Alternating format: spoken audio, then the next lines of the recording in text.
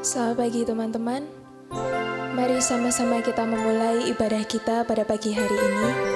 Tapi sebelum itu, mari kita bangkit berdiri. Pertolongan kita dalam ibadah pada pagi hari ini adalah dalam nama Tuhan yang menjadikan langit dan bumi. Kasih karunia dan damai sejahtera dari Allah Bapa dan Tuhan Yesus Kristus menyertai kita sekalian. Amin. Teman-teman silakan duduk kembali. Untuk mengawali ibadah pada pagi hari ini, mari sama-sama kita pujikan kasih dari surga. Melalui kelahiran Yesus, biarlah kasih-Nya terus mengalir dan mengalir dalam setiap hati kita.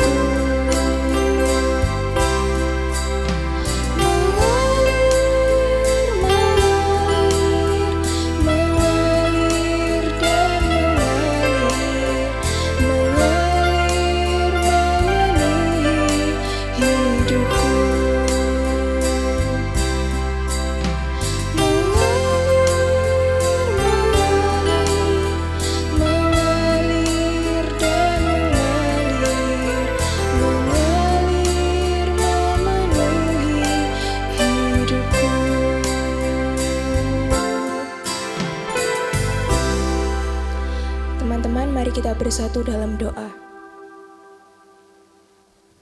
Ya Bapa, seperti pujian yang baru saja kami naikkan, biarlah kasih setia Tuhan selalu mengalir dalam setiap hati kami dan mengalir memenuhi hidup kami. Tuhan, pada pagi hari ini kami datang kepadamu untuk beribadah hanya di dalam nama-Mu. Berkati ya Tuhan, ibadah kami ini dari awal hingga akhir, supaya berkenan di hadapan-Mu, meskipun beribadah secara daring. Terima kasih ya Tuhan, ampuni atas segala dosa-dosa dan kesalahan yang telah kami perbuat. Ajar kami dan tuntun kami, serta bimbing kami, supaya kami selalu ada di dalam jalan dan kuasa-Mu. Terima kasih ya Tuhan, untuk kasih setia-Mu yang melimpah hingga sampai hari ini. Amin. Teman-teman, mari kita bangkit berdiri dengan bertepuk tangan, menyambut kelahiran Tuhan menjadi pekerja Kristus yang mulia.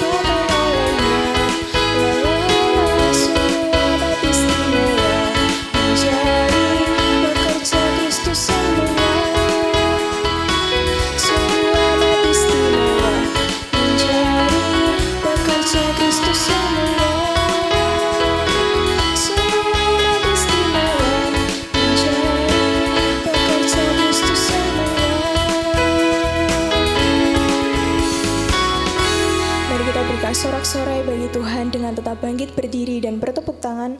Mari sama-sama kita pujikan. Hai, mari berhimpun.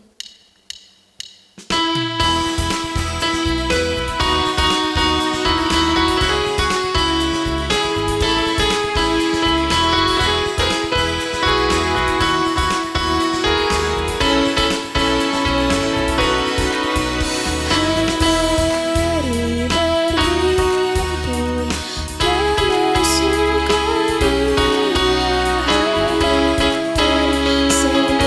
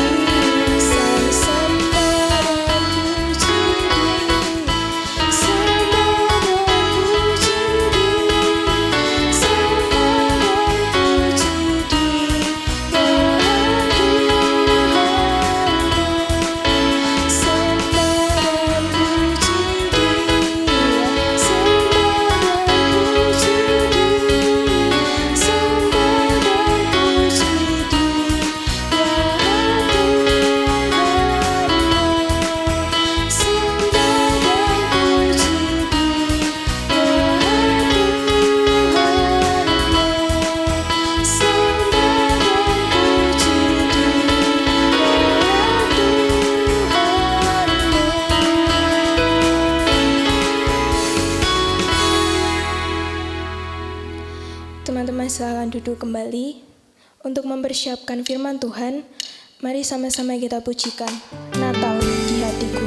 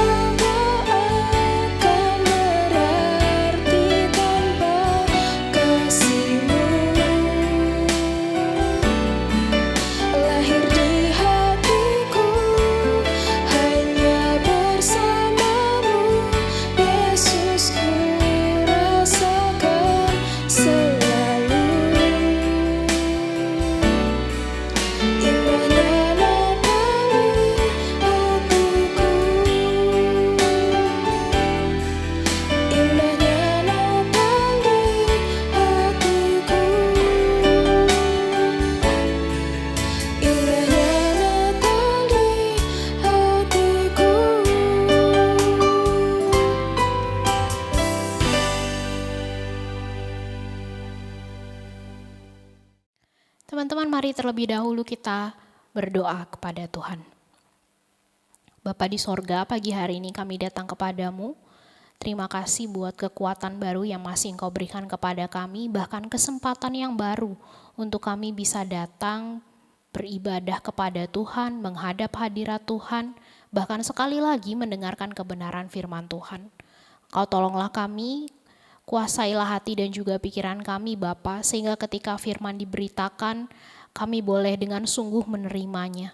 Kami tahu bahwa ketika firman diberitakan ada iblis yang bekerja untuk merampas firman itu dari kami, tapi kiranya Engkau boleh menolong setiap kami, sehingga konsentrasi kami tertuju hanya kepada kebenaran firman Tuhan. Hamba-Mu yang dalam kelemahan dan keterbatasan, kiranya Tuhan sendiri yang menolong dan memampukannya, sehingga sungguh firman itu dapat diterima dengan baik bagi seluruh kami yang mendengarkan. Terpujilah nama-Mu Tuhan, kami serahkan waktu kami ini ke dalam tangan Tuhan, dan kami siap untuk mendengar kebenaran firman-Mu. Amin.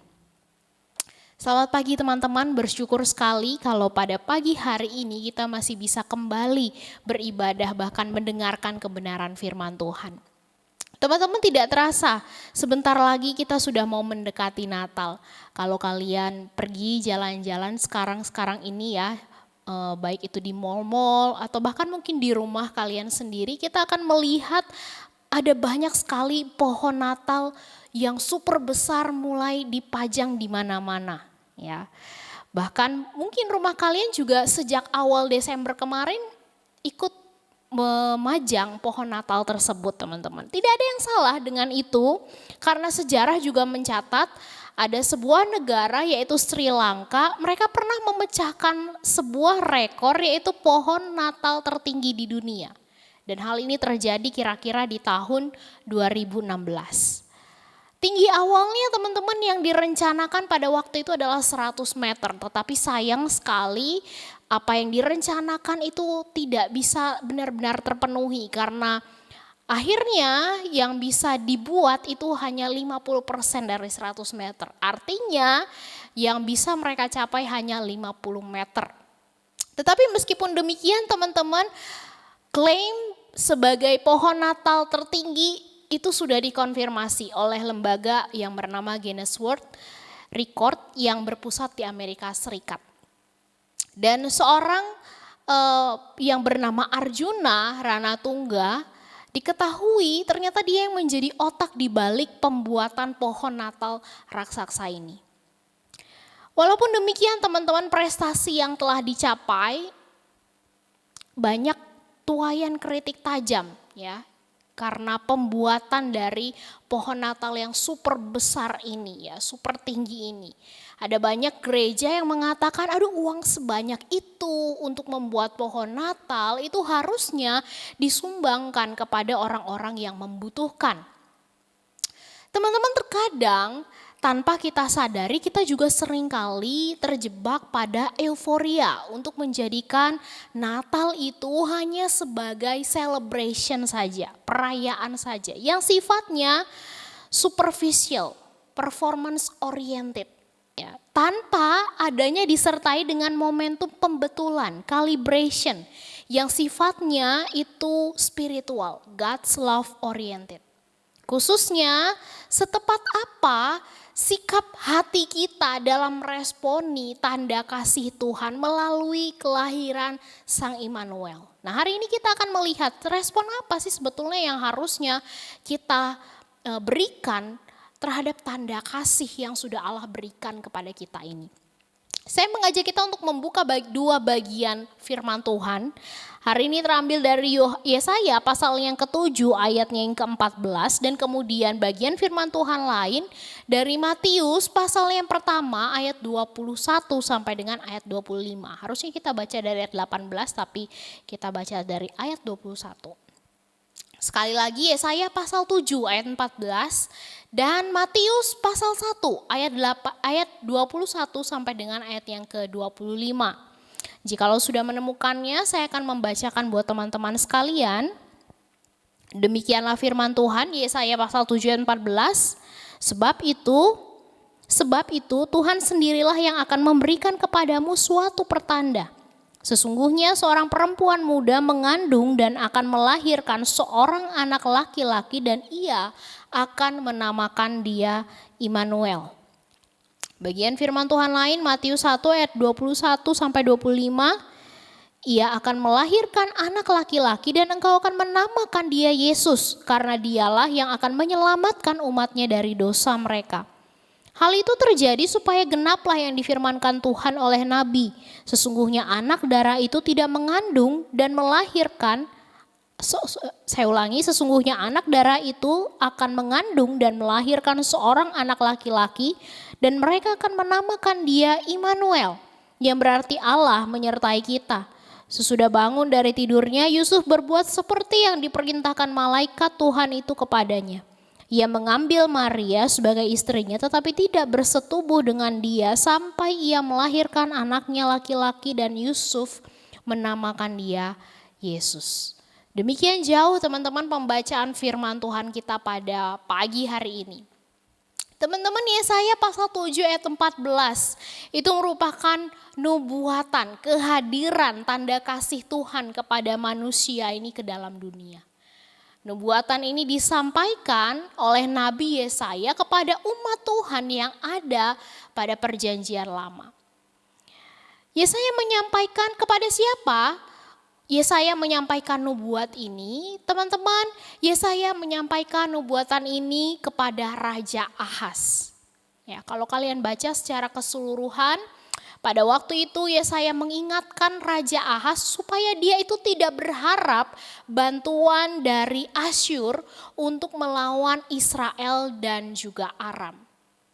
Daripada dia berharap kepada orang lain, mengharapkan bantuan dari Asyur, Allah melalui Nabi Yesaya memberitahukan supaya Raja Ahaz ini berharap hanya kepada Tuhan.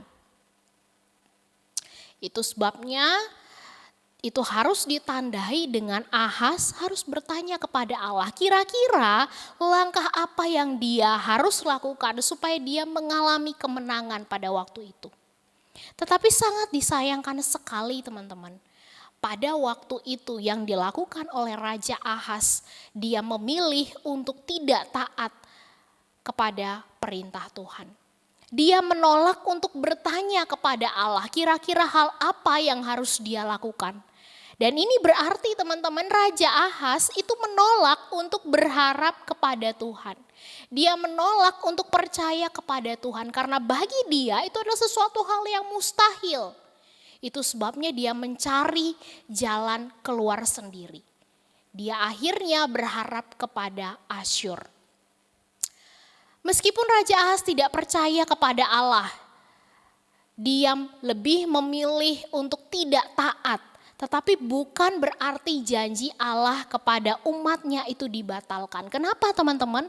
Dari ayat yang tadi sudah kita baca, Yesaya pasal 7 ayat 14 dikatakan bahwa Allah itu memberikan suatu pertanda.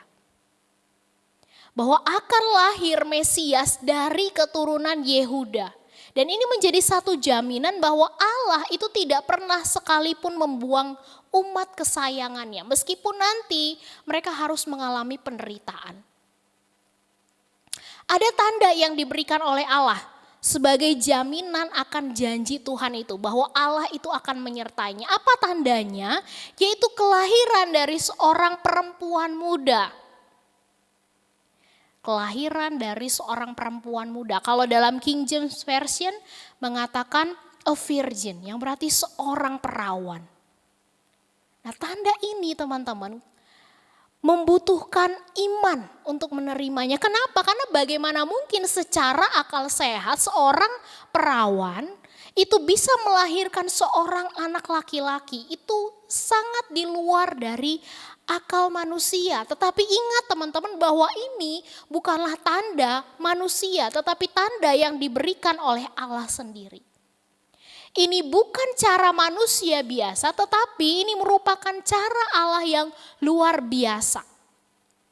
Sehingga jikalau Tuhan sudah menyampaikannya, maka semua itu akan terjadi. Tuhan akan menggenapinya.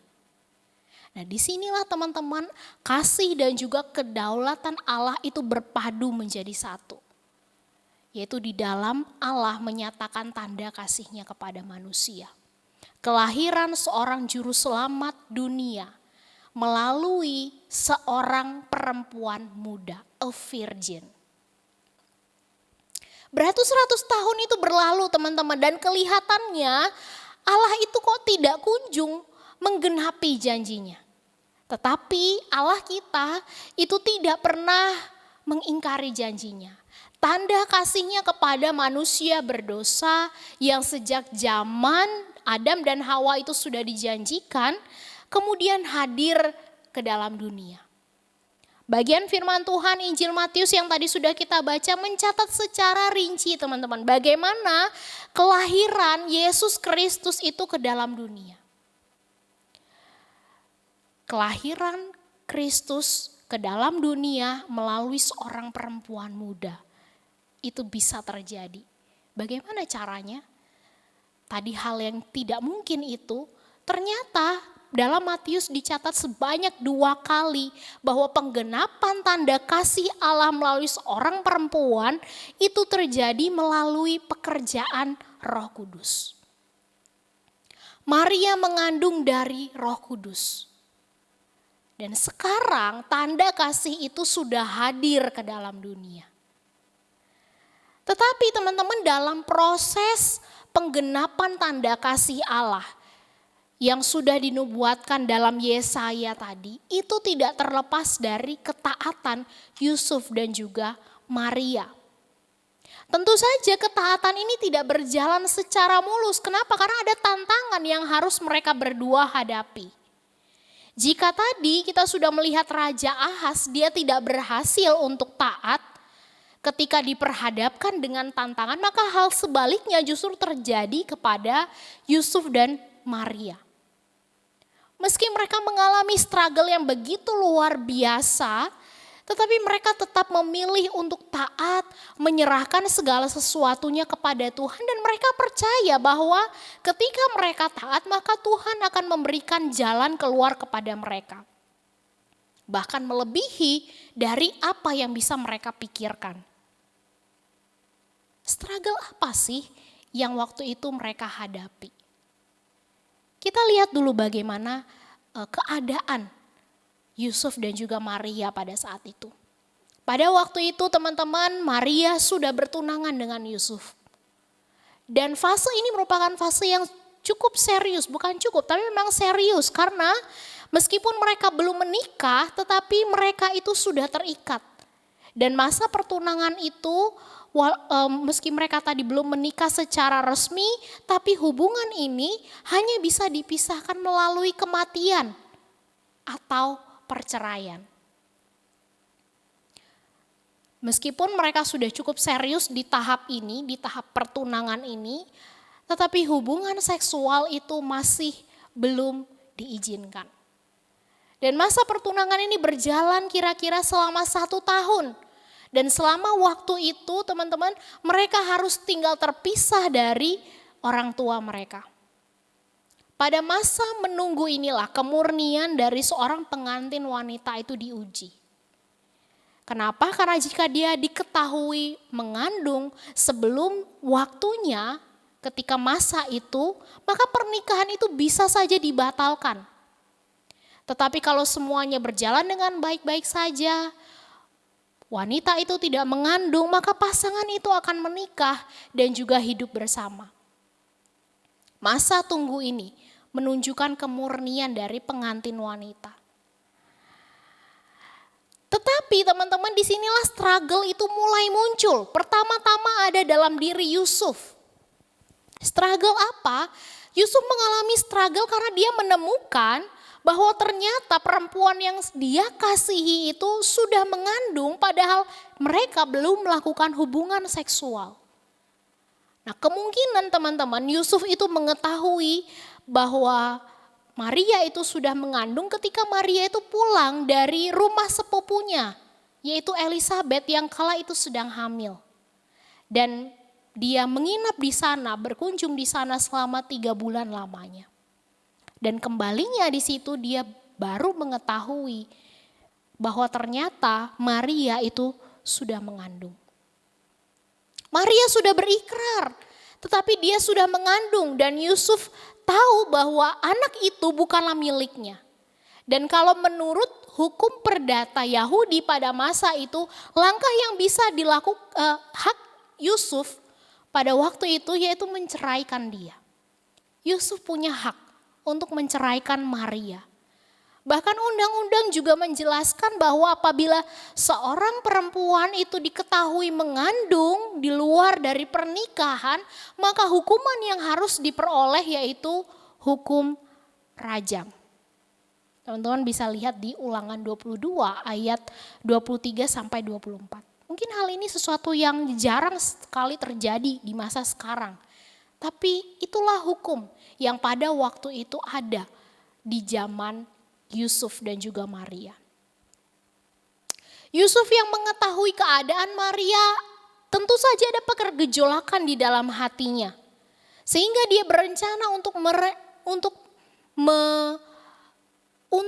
Yusuf berencana untuk menceraikan Maria.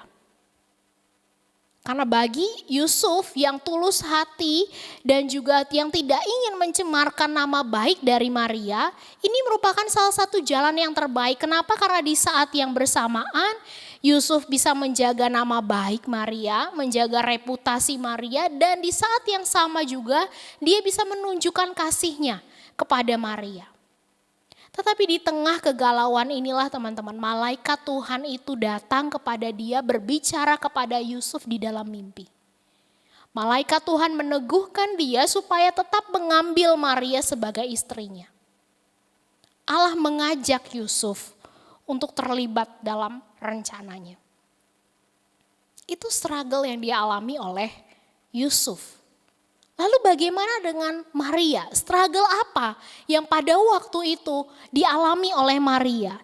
Teman-teman, Maria juga sama. Dia mengalami struggle ketika dia dipilih oleh Tuhan. Dia tahu bahwa dirinya dipilih oleh Tuhan untuk terlibat, ambil bagian dalam penggenapan janji Allah.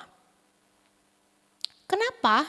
Karena ketika malaikat itu menyampaikan kepada Maria bahwa dirinya dipilih untuk menjadi ibu dari Mesias yang dijanjikan, dalam Lukas pasal pertama ayat ke-34 mencatat bahwa Maria itu bertanya kepada malaikat, bagaimana mungkin ini bisa terjadi kepadaku karena aku masih perawan. Dan jawaban yang diberikan oleh malaikat Tuhan itu begitu luar biasa sekaligus meyakinkan Maria. Dia berkata bahwa Roh Kudus itu akan turun ke atasmu. Dan kuasa Allah yang maha tinggi itu akan menaungimu. Dikatakan di ayat selanjutnya, Lukas 1 ayat 35. Setelah mendengarkan jawaban ini teman-teman, Maria dengan kerendahan hati menerima perkataan dari malaikat. Dia menjawab perkataan malaikat, sesungguhnya aku ini adalah hamba Tuhan. Jadilah padaku menurut perkataanmu itu. Maria memilih untuk taat. Belajar untuk mengikuti kehendak Tuhan di dalam kehidupannya. Dengan kerendahan hati dia menerima perkataan dari malaikat itu. Tapi ketika dia memilih untuk taat, semuanya tidak berjalan baik-baik saja. Tetap masih ada struggle yang harus dia hadapi. Apa struggle yang dia hadapi teman-teman? Maria pasti kepikiran dengan bagaimana kira-kira reaksi dari Yusuf. Kalau Yusuf tahu dirinya itu sudah mengandung. Karena kemungkinan besar Yusuf itu akan meninggalkan dia. Ingat bahwa Yusuf punya hak untuk menceraikan Maria. Tetapi meskipun demikian teman-teman, Maria memilih untuk mempercayai serta taat kepada rencananya Tuhan di dalam kehidupannya. Allah memiliki rencana, maka Allah juga yang akan memberikan jalan keluar itu kepada dia. Dan jalan keluar yang diberikan oleh Allah pada waktu itu adalah dengan mengutus malaikat Tuhan berbicara kepada Yusuf di dalam mimpi. Sesudah malaikat Tuhan berbicara di dalam mimpi, firman Tuhan mencatat sesudah bangun dari tidurnya, Yusuf itu berbuat seperti apa yang diperintahkan malaikat Tuhan itu kepadanya. Dia mengambil Maria sebagai istrinya dan Yusuf menamai bayi itu Yesus. Itu adalah wujud ketaatan Yusuf pada waktu itu. Teman-teman, kelahiran Yesus Kristus, Sang Immanuel, God with us, Allah menyertai kita. Sungguh merupakan tanda kasih Allah yang dinantikan, digenapi dan juga diharapkan oleh dunia yang berdosa ini. Mengapa demikian teman-teman? Mengapa anak ini menjadi tanda kasih yang diharapkan? Apa yang diharapkan dari seorang anak laki-laki yang lahir dibungkus dengan kain lampin serta dibaringkan di dalam palungan? Yaitu karena dialah yang akan menyelamatkan umatnya dari dosa. Matius 1 ayat 21 menyatakan demikian. Anak inilah yang akan menyelamatkan manusia dari dosa. Yesaya 9 ayat 5b mengatakan bahwa lambang pemerintahan itu ada di atas bahunya. Namanya disebutkan orang penasehat ajaib, Bapa yang kekal, Allah yang perkasa, Raja damai. Lalu bagaimana teman-teman harusnya sikap kita dalam menerima tanda kasih Allah yang sudah Dia nyatakan kepada kita melalui kelahiran Immanuel? Sikap yang tepat yang harusnya kita lakukan ketika kita sudah menerima tanda kasih itu tidak lain adalah dengan taat. Sulit itu sudah pasti. Maria dan Yusuf pun mereka mengalami banyak sekali struggle ketika memutuskan untuk taat. Tetapi kita melihat bahwa meskipun ada banyak sekali kesulitan yang diperhadapkan kepada mereka, selalu ada jalan keluar yang Tuhan persiapkan untuk kita. Jalan keluar yang kadangkala itu melebihi dari apa yang kita pikirkan. Ketaatan bukan sesuatu yang mudah untuk dilakukan. Bahkan banyak tokoh-tokoh Alkitab pun gagal untuk taat kepada Tuhan. Salah satu contoh kontras yang paling dekat dengan apa yang tadi kita baca yaitu Raja Ahaz. Ingat tadi kita sudah membahas Raja Ahaz memilih untuk tidak taat. Dia tidak taat untuk melakukan perintah Allah. Ketika dia disuruh bertanya kepada Tuhan, yang dia lakukan justru dia menolak percaya kepada Tuhan. Dia menaruh percaya kepada manusia. Dia akhirnya bersekutu dengan Asyur. Dan ada akibat teman-teman dari ketidaktaatannya kepada Allah. Karena akhirnya nanti Raja Ahaz itu harus menelan pil pahit bahwa dirinya itu akan mengalami kekalahan. Kenapa? Karena pada perjalanan selanjutnya ada terjadi persekongkolan yang jahat antara rezim dan juga Pekah. Yang berakibat Raja Ahaz itu nanti mati terbunuh. Selalu ada akibat teman-teman dari ketidaktaatan. Tetapi meskipun demikian Allah tidak pernah membatalkan janjinya kepada kita. Immanuel, Allah menyertai kita. Allah berada di dalam kodrat kita. Allah yang menjadi manusia. Allah yang berdamai dengan kita. Dalam perjanjian dengan kita. Itu digenapi di dalam diri Yesus. Juru selamat. Seorang juru selamat. Karena jika dia bukan Immanuel, Allah yang menyertai kita, maka dia tidak akan bisa menjadi seorang juru selamat. Teman-teman, sebagai orang-orang yang sudah mengalami, menerima tanda kasih Tuhan, merupakan kewajiban bagi setiap kita untuk taat. Beberapa ketaatan kecil yang bisa kita lakukan saat ini teman-teman, khususnya di tengah-tengah pandemi, yaitu kita terus mematuhi protokol kesehatan yang ada. Kita memakai masker, menjaga jarak, rajin mencuci tangan. Itu merupakan ketaatan yang bisa kita lakukan. Sebagai seorang pelajar, kita juga bisa melakukan ketaatan. Kita mengumpulkan tugas tepat waktu, tidak melakukan hal-hal lain ketika guru sedang menjelaskan. Sekarang kita belajar online, ada banyak sekali godaan. Dengan kita mematikan kamera, kita bisa melakukan aktivitas-aktivitas lainnya di luar dari yang seharusnya kita lakukan ketika proses belajar mengajar.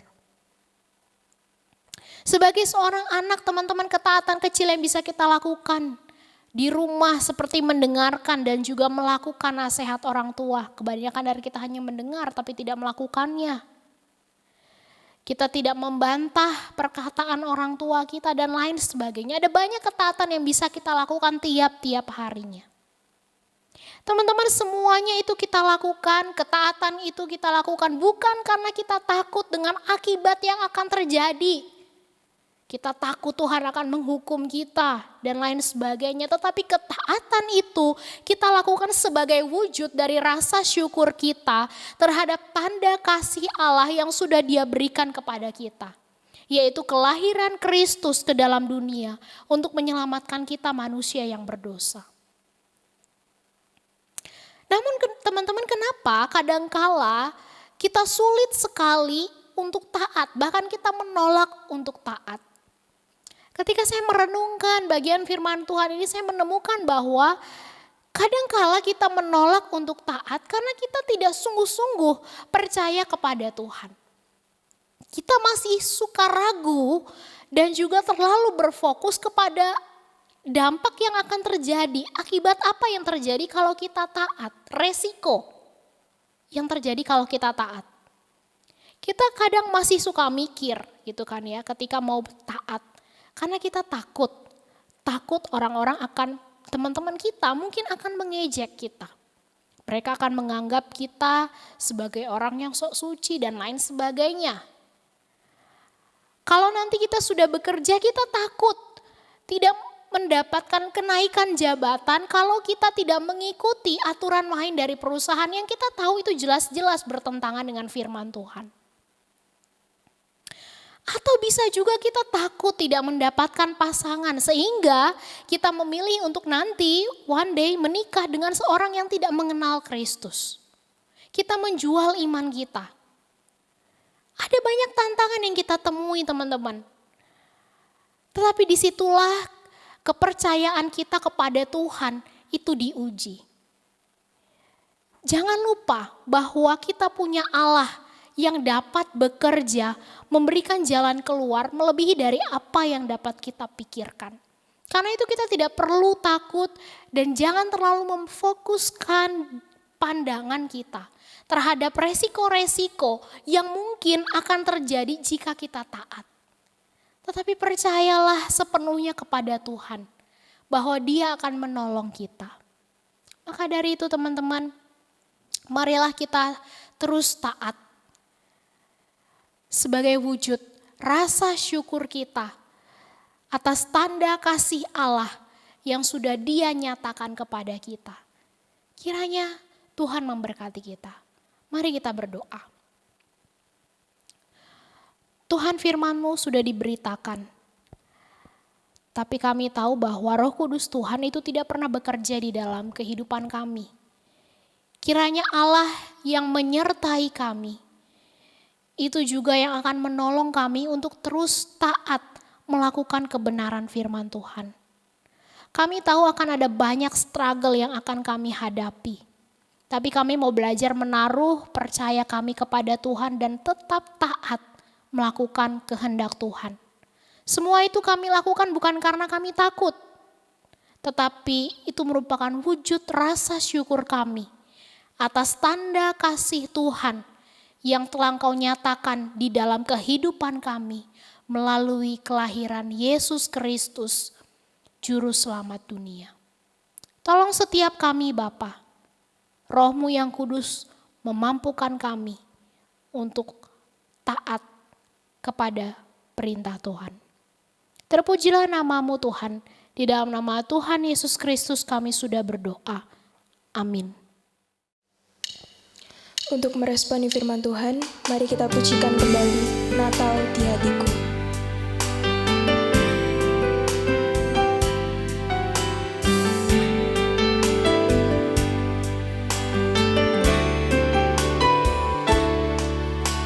Seperti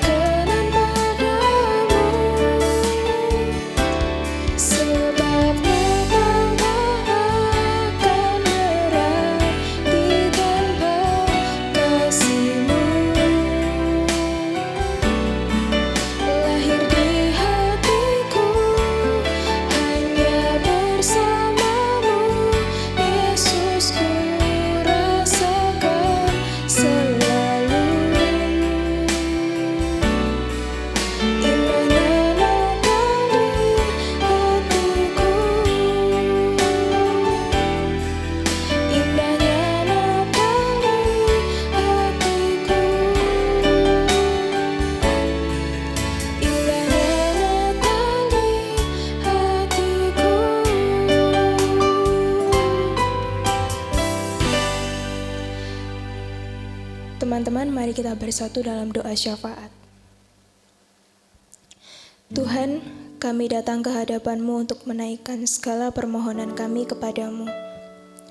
Tuhan, saat ini kami berdoa untuk persiapan bagi Natal umum yang nanti akan diadakan tanggal 25 Desember mendatang.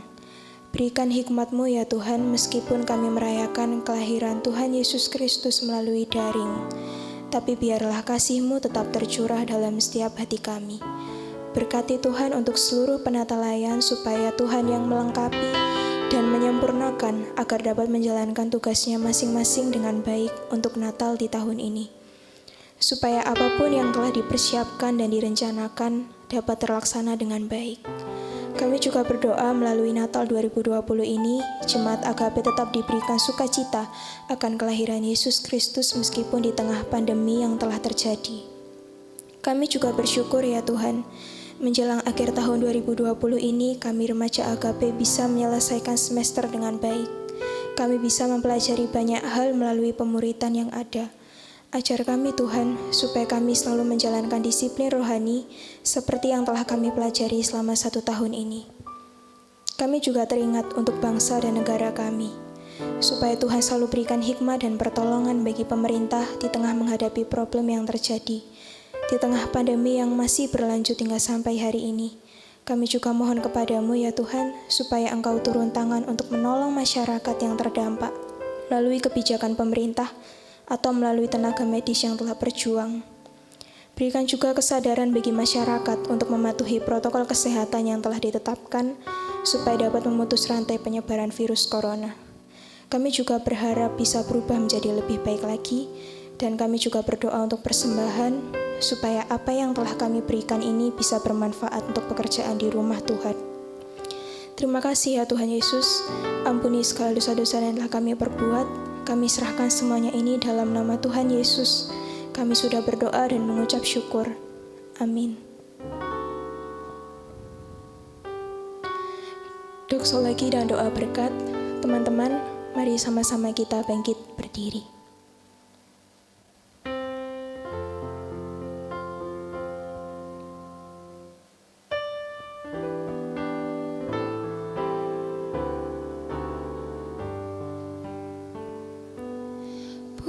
Pujilah Bapa, Putra, pujilah Roh Kudus, ketiganya yang esa.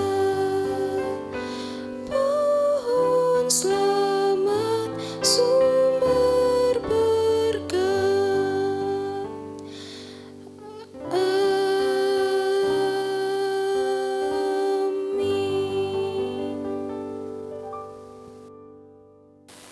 Teman-teman yang dikasihi oleh Tuhan, pulanglah ke dalam kehidupanmu sehari-hari dengan tetap terus taat, melakukan kebenaran firman Tuhan sebagai wujud rasa syukurmu atas tanda kasih Allah yang telah engkau terima. Dan terimalah berkat Tuhan. Tuhan memberkati engkau dan melindungi engkau. Tuhan menyinari engkau dengan wajah-Nya dan memberi engkau kasih karunia. Tuhan menghadapkan wajah-Nya kepadamu dan memberi engkau damai sejahtera dari saat ini sampai selamanya. Amin. Bapa, terima kasih.